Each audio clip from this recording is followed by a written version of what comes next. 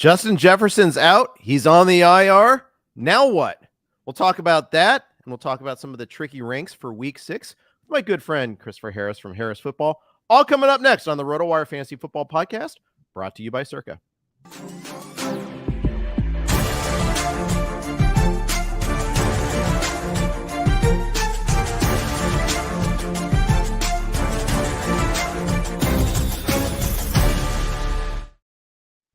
Hey everybody, welcome to the RotoWire Fantasy Football Podcast. I'm Jeff Erickson here with Christopher Harris from Harris Football. You can follow him on Twitter at Harris Football, ironically enough. Chris, always great to talk with you. How you doing? You sound like you're maybe needing to go on the IR. Yeah, I'm a little more based than usual, but that's okay. Hey, things happen, you know, and all that, but we're hanging in there. We're powering through. It's Talk Too Much Wednesday, as always. Podcast, radio show, various radio hits, all good. But there's a lot of chaos this week. A lot of injuries that are wrecking our world. Notably, with our 1.1, Justin Jefferson going on IR with a hamstring injury. Officially went on the IR today. So those of you who had waiver runs last night, like I did in a couple of places with him on my roster, couldn't put him on IR. I had to wait. But what are you doing with this situation? What now that we know he's out for at least 4 games? Never take a receiver at 1-1. Wasn't the argument for taking Jefferson at 1-1 how safe he was? And awesome. I would say would be the other aspect of that too. He's awesome. He just plays the less scarce position, but I don't need to relitigate that. I don't know. There's no plans. There's no one-to-one equivalence, and we'll find out how it looks once we actually see them play. There's been all this noise. It seems like somebody in Minnesota is trying to leak.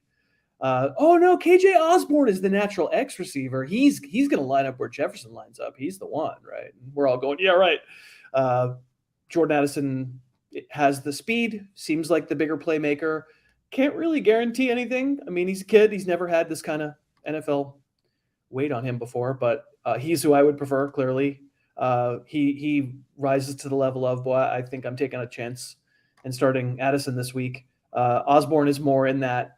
I ranked him like in the mid-30s among receivers. It's chance, and maybe we can use him, but I don't feel like super psyched yet until I see how it works.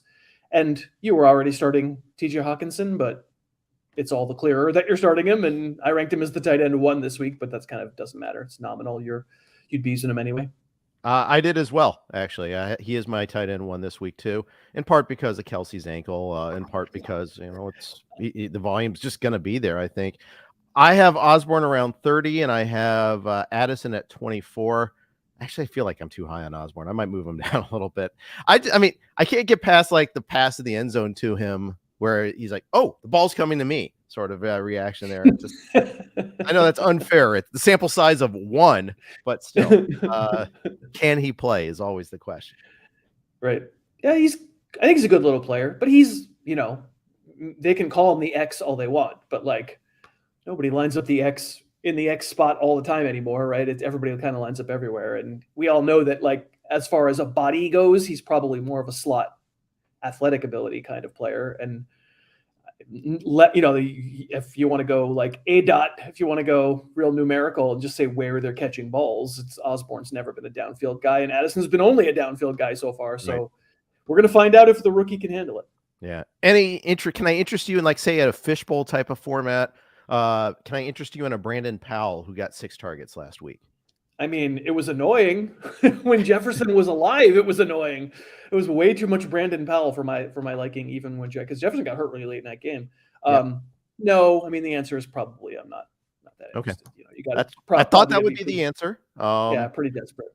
Like I would take, if I'm in a desperation situation, I'm taking John Mechie as my desperation pluck than I am over Powell, because it just got confirmed that Tank Dell's out this week with the concussion. So I think I'd go the Mechie route, because at least I feel like there's a more plausible upside there, a story I could tell. Sure. I mean, again, if it's a fishbowl type arrangement, you're just infinitely deep rosters, but none of these guys should be in lineups in regular leagues. I'd agree with that. All right, let's move on to QBs. I got a lot of pushback this week, Chris, on Lamar Jackson. I have him at 6 this week. Obviously did not have a good fantasy game this past week against the Steelers. I'd make a joke about it, but I decided to drop it instead. Exactly. It's just the 2 weeks prior to that, 30-plus point fantasy games, 2 rushing touchdowns in each of those. That's always a present threat. He draws the Titans, hard to run against them unless your name's Zach Moss in London.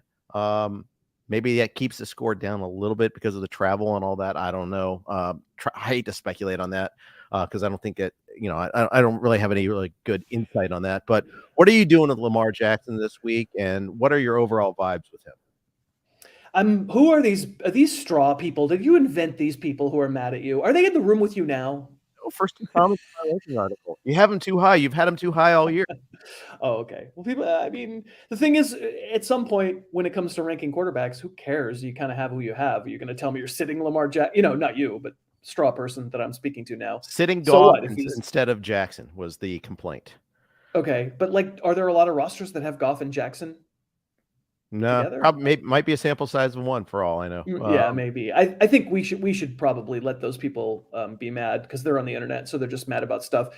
You embedded in the question was a clever joke that answered the question, which is if anybody in Baltimore could catch, Lamar has a huge fantasy day last week. They killed the Steelers. Yep. They had Rashad Bateman drop one in the end zone. Mark Andrews dropped one in the end zone. Zay Flowers fell down on the way to one towards the end zone. There's just Aguilar had one go through his fingers that could have gone to the end zone. Yep, absolutely. Yeah, this is not a Lamar problem. And okay, you want to argue that 2 out of 3 weeks now they've looked totally unfocused and completely, with their own unmaking. Yeah, it's true, but Lamar comes with all the juicy upside for. It's just not even. I have him 7, but okay, it's not even. I would not give that sort of thing. Like if you wound up with Jackson and another good quarterback on your roster, and you saw that in Jeff's rank it was QB6 versus QB10 or something, and you just have a gut feeling like I don't have a crystal ball here. I don't know what's going to happen for sure. Yeah. Like all I'm doing is trying to push you in the direction I think things would tend to go. But if you just have a strong feeling and you don't want to, it's so much of this time of week. For me, Jeff, comes down to, all right, what's the scenario that you can live with best? Do you get less upset if you use Lamar and he goes bad, or if you sit Lamar and he goes crazy? For me, it's way more if I sit him and he goes crazy. Yeah, absolutely. Yeah, I'm with you on that one. Do you feel the same way about Joe Burrow? Now that he went out and lit it up against Arizona, or was that a desert mirage? Are they still not all the way back, or is Joe Burrow safe to play the rest of the season? Well, I don't need to decide on the rest of the season now, and I think most Joe Burrow owners would probably feel that way. Fortunately, I don't have to plug him in for the rest because one more injury, one more misstep, one more, we might be right back where we were. It certainly feels better. I ranked him low last week. I was telling people use Anthony Richardson over him. I was telling people. I'm that guy that did that. Yes, cousin Josh did it too. Yeah, cousin Josh did it too. You know him from my show. Yeah. It was not just the numbers and it was not just Chase blowing up. It was the kind of throws that he hadn't been making where he was really firing off the back foot and putting, and then there's the third quarter, I think, the one where the C's part and it's wide open in front of him to run and you assume he's not going to do it and he does. And it's not like a long run, but it just shows more confident, more ability. There was the first Chase touchdown out of the 7,000 that he scored. There's one where he just kept it alive. He shifted right. I know who I'm talking to here, so you remember the play. Absolutely. And you just go, oh, that wasn't there for a month. That wasn't there. Yeah. So I can't. Nobody outside of Joe Burrow's literal calf knows for sure how it feels, but it's a good sign. I put him QB 10 this week. He's certainly back in the starting conversation. You don't have to make the choice between him and Richardson anymore. That's a moot point. And then double-edged sword, I suppose. My next question even. Okay. But yeah, I have Burrow at 8 this week. Ahead of Lawrence and Stafford and the aforementioned Jared Goff. So blame me if Goff outpoints him again. But Burrow even said something to the effect of before last week, the little plays where I can make some time, make a play on it. That's something that hasn't been there. And then he went and did it against Arizona. It's the healing powers of the desert. I love it. And the Cardinals secondary. I don't think the opponent had anything to do with it. It's just he's still wearing the little calf cozy on the Sure, of sideline, course. right? So And it's that'll be not there all all year. Yeah, yeah, it's not all perfect, but good, really good sign anyway. it is. It is indeed.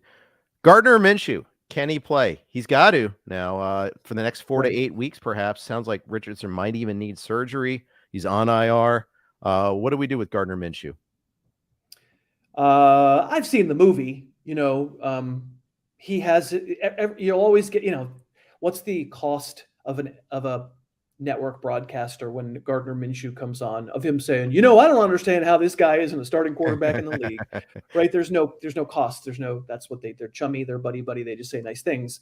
I've seen it enough to know that he's not a starting quarterback in the league, that he's one of the better backups and he can keep the thing afloat, but he's Baker Mayfield, but less. He's a little bit of a crazy man, and he'll run around and he'll try to extend plays, and then he'll look okay for long stretches. But man, eventually, usually he kills you. I'm certainly less excited about Richardson had all that running upside and a much bigger arm and all that stuff. The throw that Richardson made to Josh Downs, like 2 plays before he got hurt, outside the numbers to the left sideline, like 35 yards all the way, like they're on the other side of the field, other side of the hash. I mean, that was such a good throw. And then boom, he's gone. Minshew doesn't have that. So I'm not interested in using him particularly outside of Superflex. I added him in the fishbowl, speaking of the fishbowl, anticipating bye weeks coming up.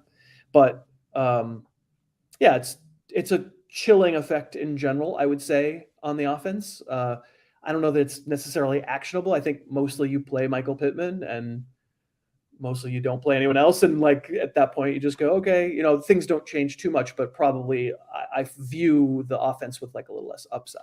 I agree. And it's a shame because Josh Downs looks so ascendant. He looks good. He looks like he can play in this league. And I wanted to be able to use him against that Jacksonville secondary.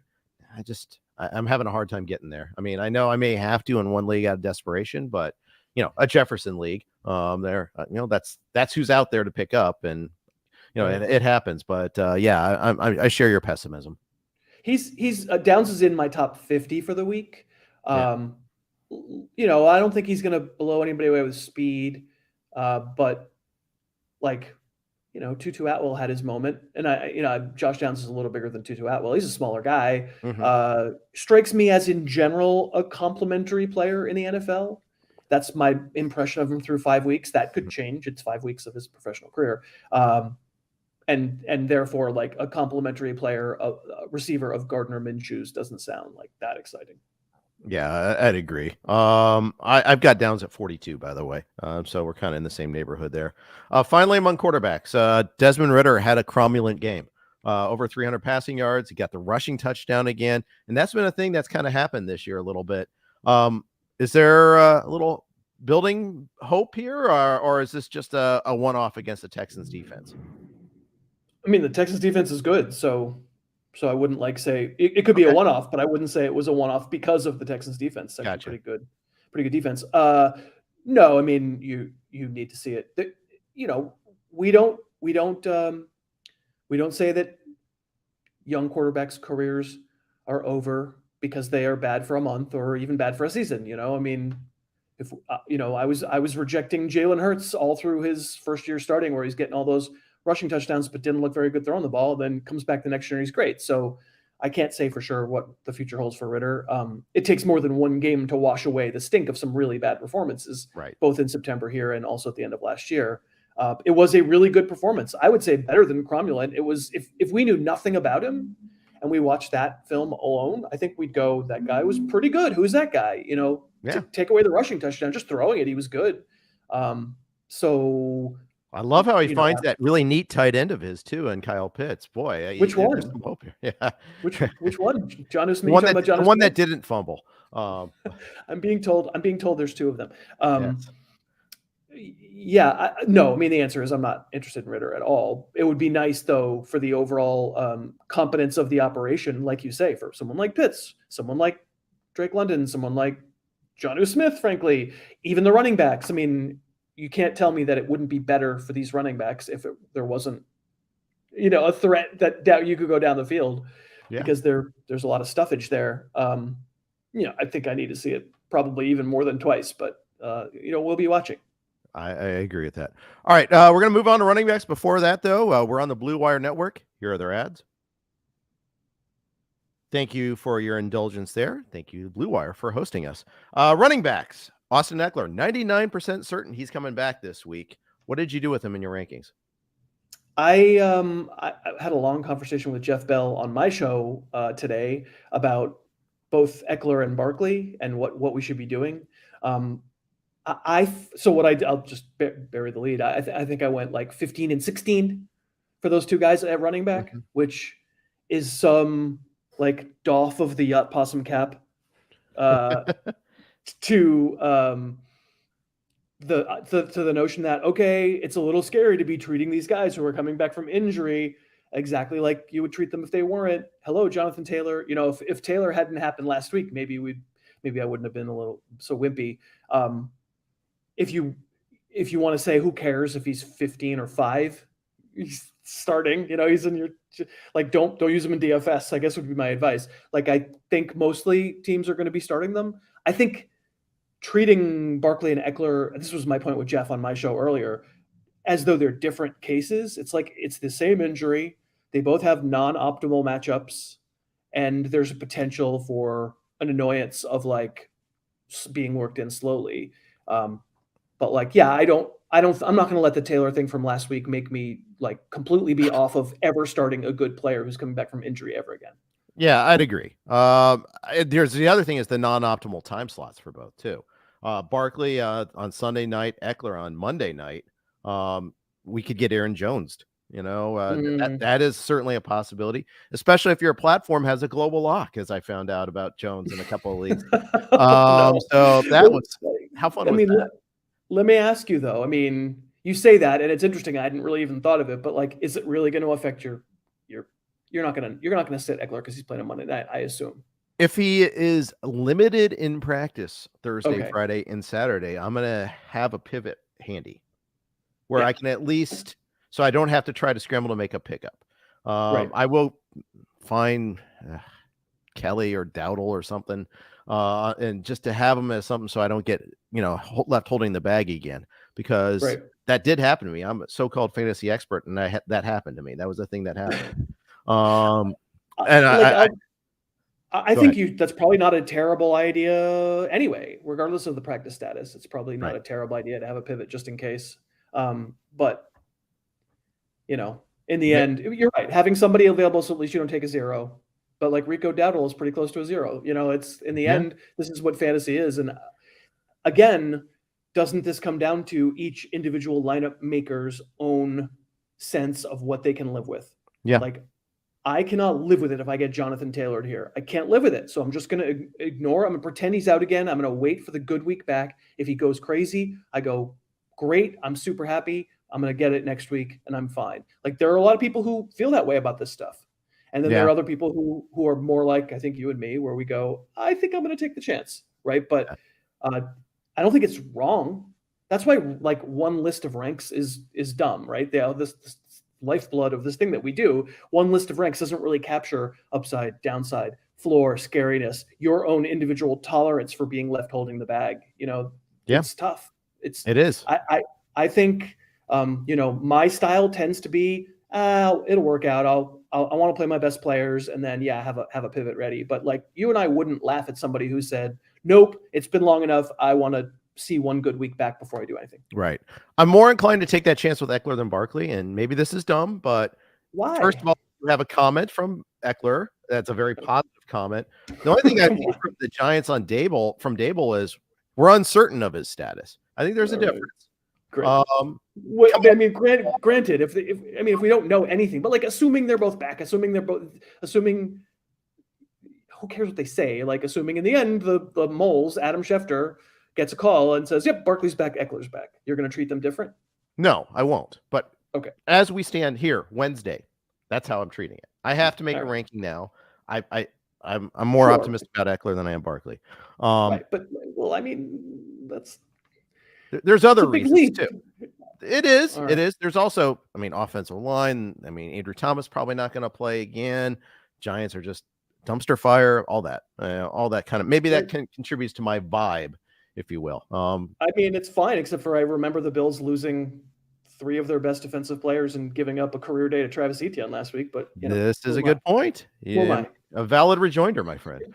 All right. You alluded to Jonathan Taylor. What are you doing with Taylor and Moss this week? I didn't have Taylor that high last week. And it was probably just a residual because it was like pre-contract, and then I kind of just didn't really hike him. I didn't think signing a contract was a reason to put a guy RB6 or whatever, Yeah. So he was pretty low for me last week.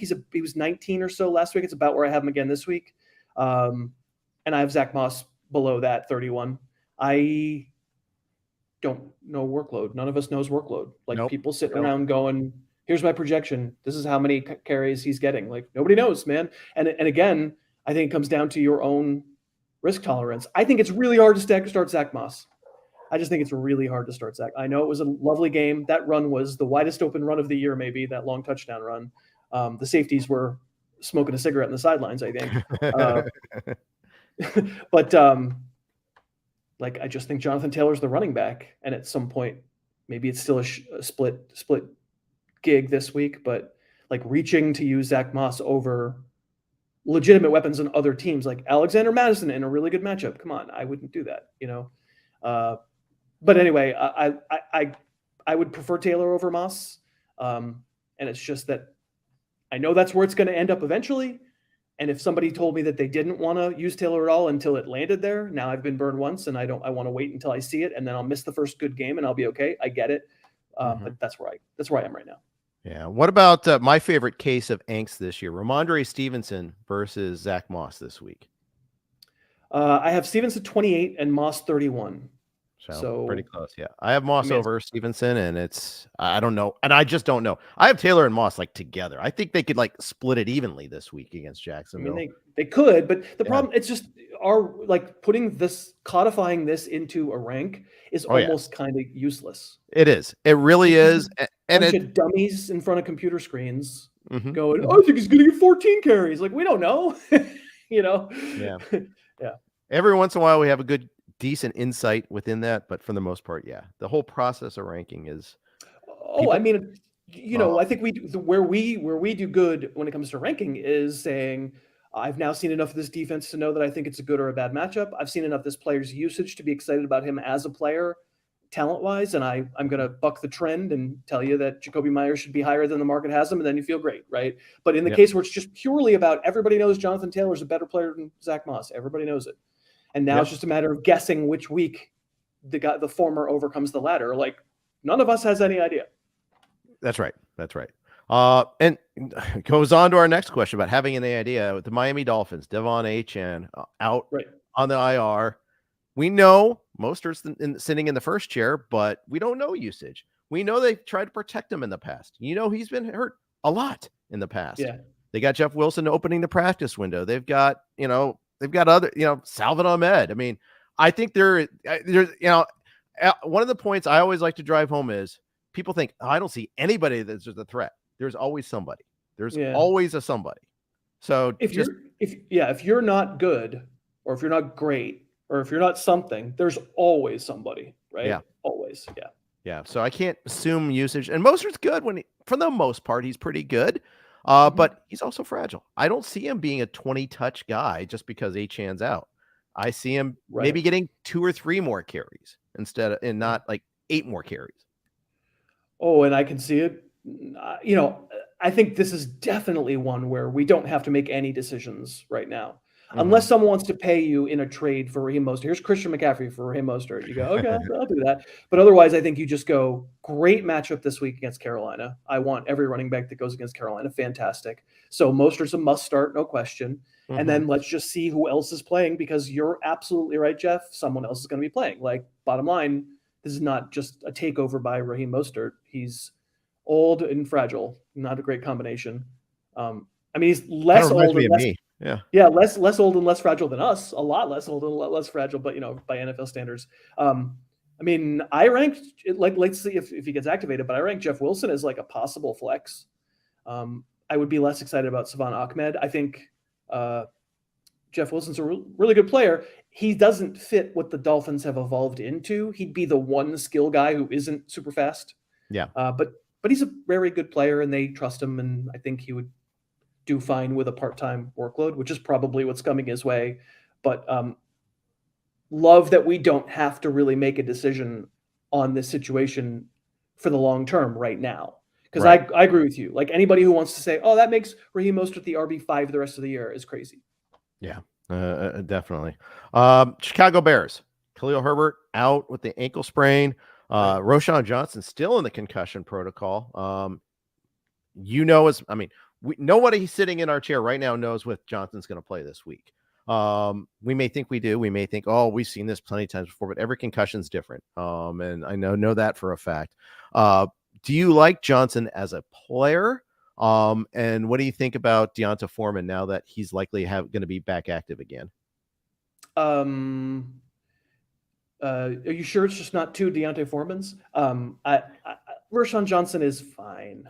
He's fine. I don't think he's special. I mean, it's very brief window that I've seen him. He could turn into something different. I didn't love Brian Robinson last year. I've really liked him this year.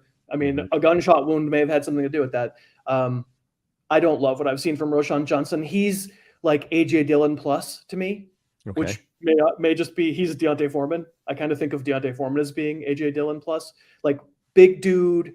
And when he gets going, he's going to make some highlight reels because he's going to like be booting a safety out of the club. He's going to knock some guys backwards. But I haven't seen really any lateral agility or cutting ability or much of anything. I don't think he's great.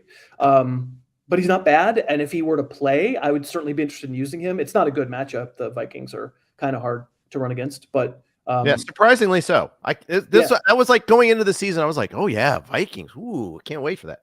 No, not really. Surprisingly not.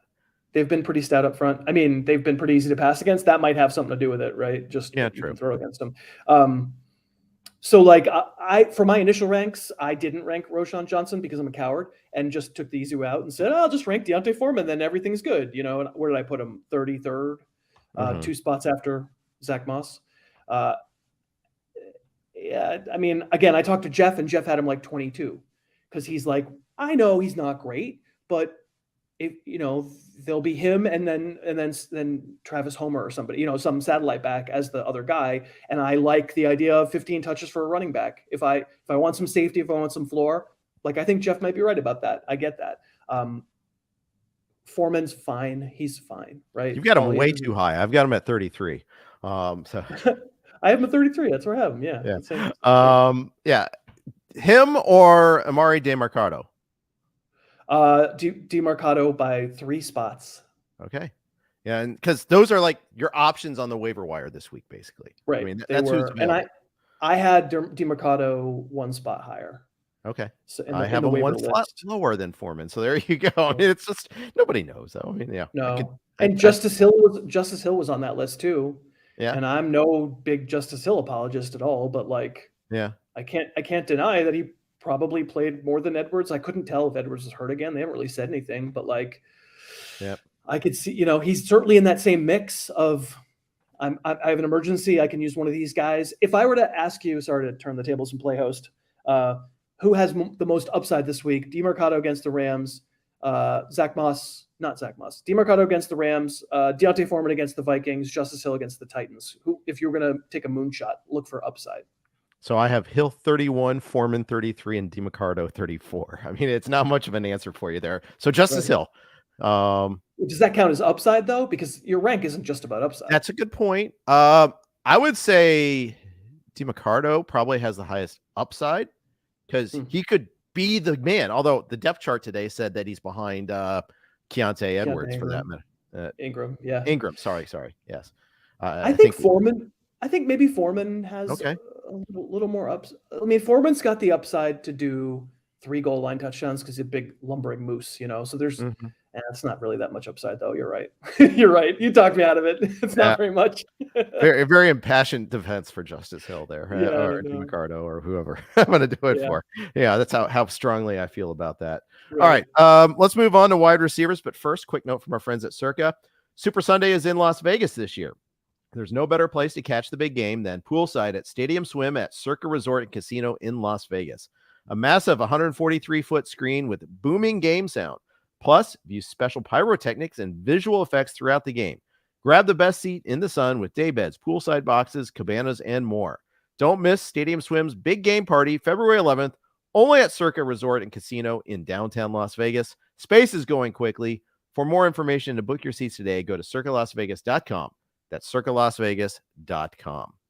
Here with Chris Harris from the harrisfootball.com and the Harris podcast, YouTube videos where he breaks down the games. Chris, I mean, one of the things I really admire about you is you break down everything in detail and all that, and you really kind of look granular at every game. So you can see, like, you look at Chris Olave's line from last week, and you're like, horrible. But the fact is, he was this close to having a big day. One drop, another one where he barely got his feet in. Still, only like 5 or 6 targets. Are we worried about Chris Olave's situation with Derek Carr? Oh, yeah. 100%. We should be worried. Yeah. When the Saints got Derek Carr and everybody said, this is unbelievable for Chris Olave, I was like, well, I don't think you've been paying attention to Derek Carr all these years. Right. But every receiver who's ever been with Derek Carr had his best year when he played with Derek Carr. I'm like, who, Nelson Aguilar? Like, I just don't know that these are good players. Yeah, it's a problem. I mean, Carr's got the shoulder thing, but I think this goes beyond the shoulder thing. Later in his career, he's become a check down monster, and he's got Alvin Kamara to check down to.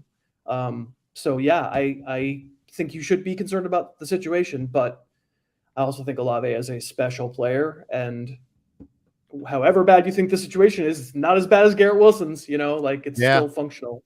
Yeah. So maybe it's like it's concerned angels dancing on the head of a pin, there's not much you can do about it. I guess you could try and trade him away. If you really don't believe, wait for a big game that will happen eventually, and then you could trade him away if you don't believe in him. But otherwise, I think you're just starting him. And fortunately, he gave you the touchdown, right? So yeah, that's true.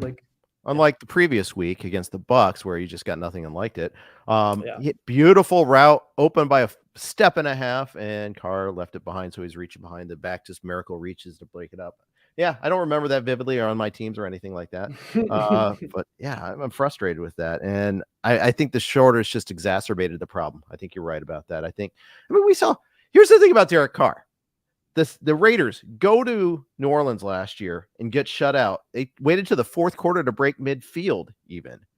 How does New Orleans say, yeah, give me some of that? I need 4 years of that. How? Yeah. Well, I mean, they have tape there. We'll watch other games. And I mean, he wasn't good last year. That's why he's not in Vegas anymore, because he had a bad year, he didn't play well. What can I say? I think he always had potential to be a really fun player. I thought early in his career, he's really aggressive, and it feels like he's the opposite of that now. Yeah, I agree. DeVonta Smith had a frustrating day against the Rams. You could see it on the sideline at one point. Is there a possibility of a squeaky wheel getting the grease sort of moment this week against the Jets, or is he definitely like second, third chair in this offense? I feel like it's not just this week that this has happened, where he's just become kind of an afterthought in the offense. I mean, remember AJ Brown was an afterthought a couple games too. It's probably what this comes down to. The Eagles aren't quite the wagon they were last year. Undefeated, still a really good offense. They're really struggling on the red zone. They haven't figured out the play calling in the red zone at all. I haven't liked their play calling in the red zone, period. Against the Rams, I mean, the reason that game is close is because they keep kicking field goals. That's true. And then threw the interception in the end zone. I don't know how you do anything about it other than find someone who wants to treat DeVonta Smith like he's still a second round pick, in a trade. Like you'll give me something that's roughly second round equivalent for him. Sure, I would probably make that trade, because the thing that the Eagles don't seem to be able to do is, faced with these light boxes and safeties playing back, they haven't found the key to throwing the ball down the field. And in fact, not so much last week, but every other week, they just decided to run, and it worked great. And they won games, and DeAndre Swift went crazy. But AJ Brown can be a possession receiver. It's not like Smith can't be a possession receiver, but when you've got Brown, Goddard, Swift catching passes out of the backfield, you don't really need the 120-pound dude catching 1-yard passes. It's not good for his health. So he doesn't make as many play down the field, and it just becomes like a narrower path, as they say, to him having a good game. But I'm way overstating the case, because there are going to be games where he does get open downfield, and he's been this close against Tampa to a long touchdown, got intercepted. Then the next week he was this close to a long touchdown, got knocked away at the last second, even in games where the safeties were playing back. So he'll be okay. And yeah, there does, like, Goddard complained and Brown complained. They both got big games afterwards. Maybe this happens this week. But yeah, as long as he's on your roster, I don't see a compelling reason. I'm not playing like Drake London over him, Trade question proposed in the chat. Breece Hall for DeVonta Smith. Which side do you like better? Let me check my own rest of the season ranks. Did I have them close? I still have Smith ahead of Hall. So I would probably prefer to have Smith, but it's a scarcity issue. Yeah, of I course. mean, if you want like 30 seconds on a Hall digression? Yes, please. I'd love a Hall digression. It's clear that his north-south speed is there. Like, he has got the rocket ship to go that way, to go north-south. I've seen him be run down from the side too many times to feel like the lateral stuff, the explosiveness is still there. Like, is he putting that leg on the ground and pushing like 3 times his weight off of it to make a really, really quick cut? And I'm not seeing it yet, which to me means high variability. So the highs are going to be really high, but the lows could continue to be low, especially on that team. I might change my tune. I still have Hall around, 50 or so for the rest of the year overall. And I have Smith higher than that, but I think it's fine. Like, running back scarcer. Yeah, it is. And if you're the Nick Chubb guy, yes, I would click yes on that trade on the other side. Yeah, absolutely. At least the Hall versus Dalvin Cook question has been solved. There is no riddle there. It is a done issue. So we can move on from that. One more wide receiver, Jerry Jeudy. Ugh. Is this all there is? It's like Tony Soprano, life is a gift, but does it always have to be socks? Is Jerry Jeudy excellent? I ask the chat. Just hit Y or N. Like, I've been promised excellence from Jerry. Like, when these Alabama receivers come in, and a lot of them are really great. Mm-hmm. And like Calvin Ridley at his top, when he was running routes with Atlanta pre-injury and pre-suspension, all that stuff, I could see it. Do I ever really watch Jeudy run routes and go, oh my God, like, that guy's just always open? I really don't. And I know he's caught up in something that's way beyond his fault, and like, I'm not saying this is primarily his fault, but like, is he rising above? Is he just like picking the offensive by the scruff of the neck and saying, yeah, I'm the alpha, give it to me? Even George Pickens did that in the fourth quarter last week.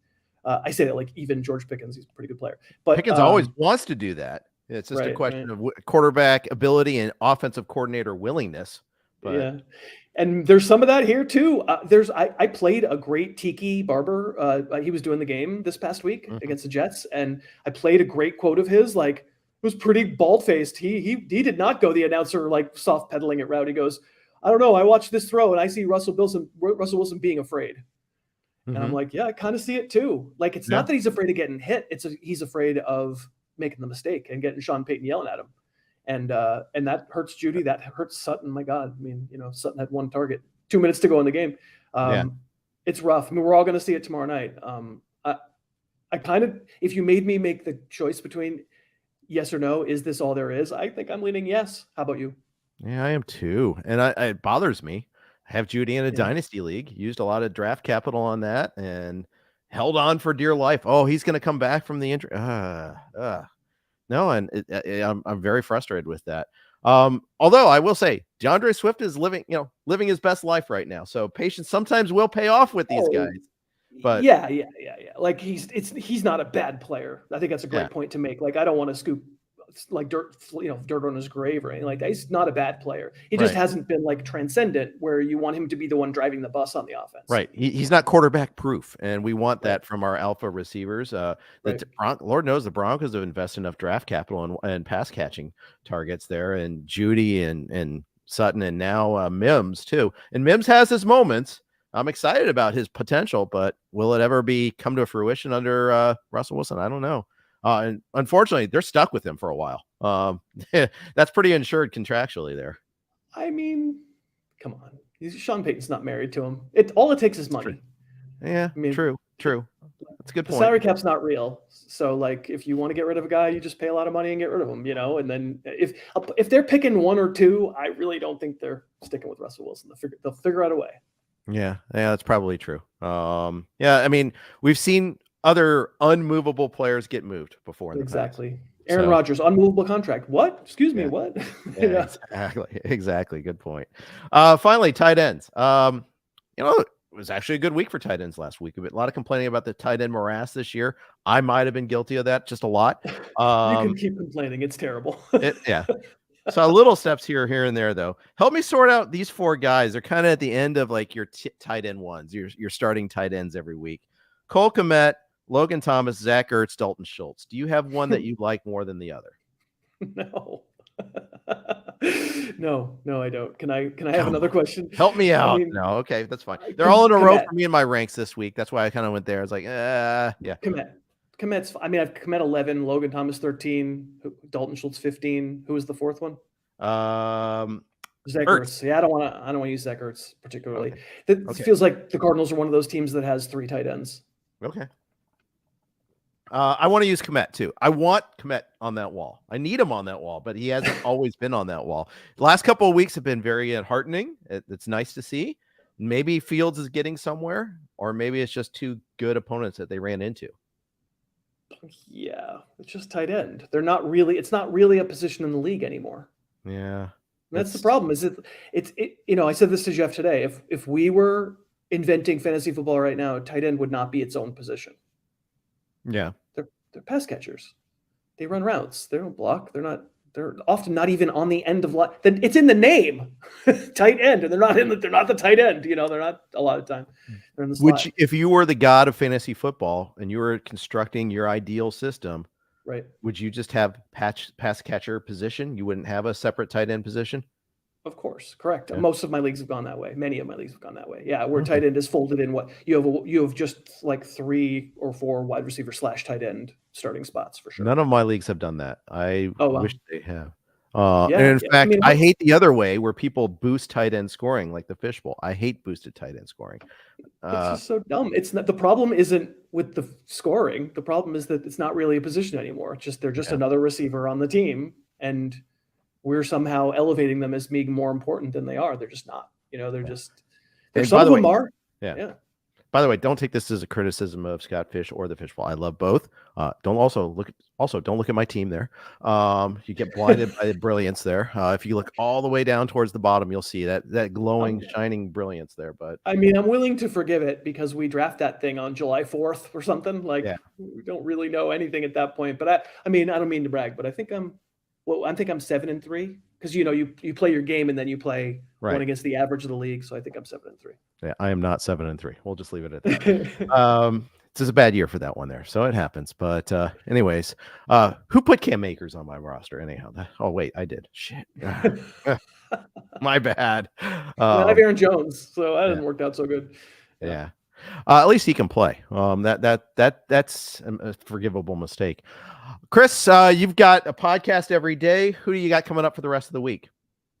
Oh God. It's Thursday and Friday, so it's easy. It's every Thursday is Jake Trowbridge, and we do DFS, and every Friday is Cousin Josh, a crowd favorite, where we tackle something to do with trades or like kind of a macro conversation about what's going on and strategy and stuff like that. So that'll be this week on Friday. We're doing players that like hot and cold starts that we believe in and don't want to make a trade. So like a guy that you're wow, that's been really hot. Should I think about dealing him? And we're going to say no. And wow, that's been really cold, but maybe it's a buy low. Should I deal for him? And we're going to say no. So that'll be this week's time. Just say no, basically. Yeah.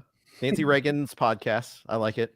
Good stuff. Chris, awesome as always. Thank you for coming on today. Thank you for having me on your show. I love the walk-in music someday. I'll find an ability to create walk-in music, and then you'll be one of the first that I'll create a walk-in song for. But I didn't make it. I don't create any of them. Yeah. It's deranged. It's the listeners. They love the show. I love it. It's great. I love it. Harrisfootball.com, everybody. Search Harris Football wherever you get your podcast. Go check out his YouTube channel. Please, great stuff as always. Chris, thank you as always. We'll see each other soon. Thanks for having me. You bet. Chris Harris, everybody. Thanks for listening to the RotoWire Fantasy Football Podcast, brought to you by the good folks at Circa. We've got, as always, we got Mario and John tomorrow. Thanks for listening. Take care.